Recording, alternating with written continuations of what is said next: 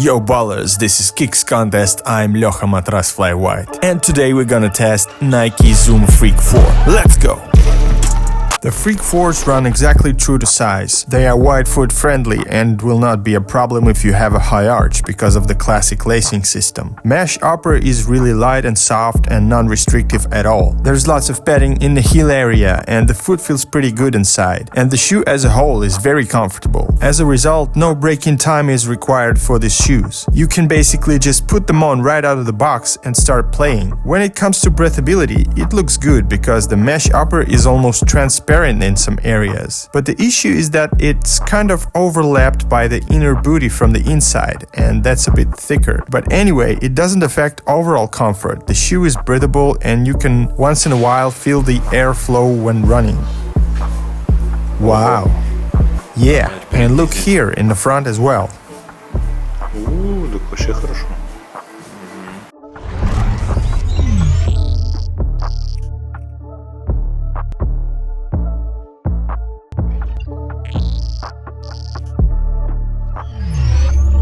There are two independent Zoom Air units in the forefoot. They are visible and are not totally encapsulated in the foam. So if you're going to play outside in these, be careful not to step on anything sharp and poke the unit through. In the heel there is a solid layer of a classic Phylon foam. This combination is very efficient at impact protection. It works both for heel and forefoot and you still get the decent court feel. I would recommend these shoes for dunkers. I made a lot of nice dunks in the Nike Zoom Freak 4. I wanted to modify my signature cradle dunk and made this variation. And then I was like, why don't I try this one?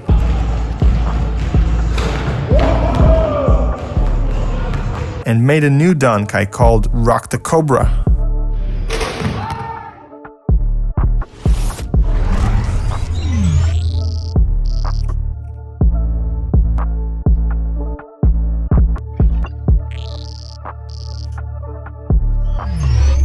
Nike Zoom Freak 4 traction pattern is a bunch of wavy lines and the outsole rubber is pretty hard. The shoes are not too squeaky, but they do squeak once in a while and the bite is excellent. I played on a few different surfaces indoors and the traction was great. I was able to make a quick first step and stopping on a dime wasn't a problem too.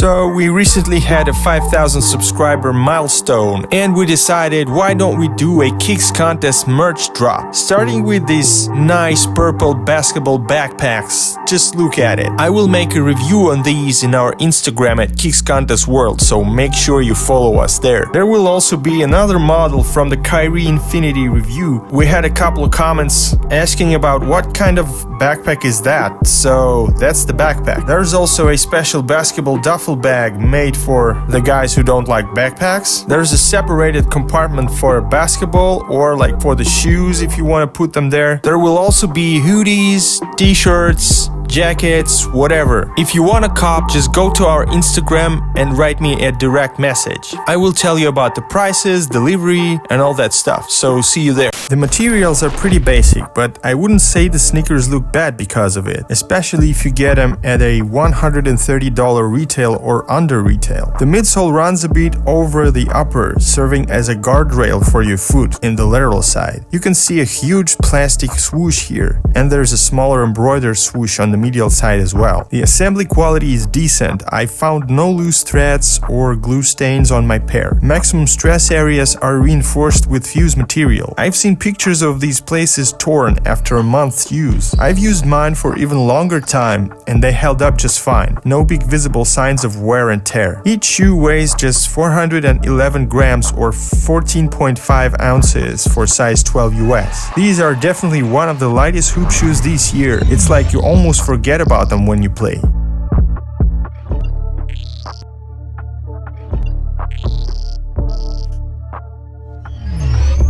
The Massive Zoom Freak 4 midsole with edges and a giant plastic swoosh ensures lateral containment and keeps your foot stable inside the shoe. The forefoot is locked down nicely as well. There's a stiff heel cup which hugs the heel and ensures extra stability in that area. The shoes are pretty stable overall due to a wide base and a decent lateral outrigger. The only issue is that there's no plastic or carbon fiber shanks in the midsole to provide torsional support, which isn't good, so keep this in mind if you're a heavy athletic player. But if we talk about the overall safety, it is decent on these shoes.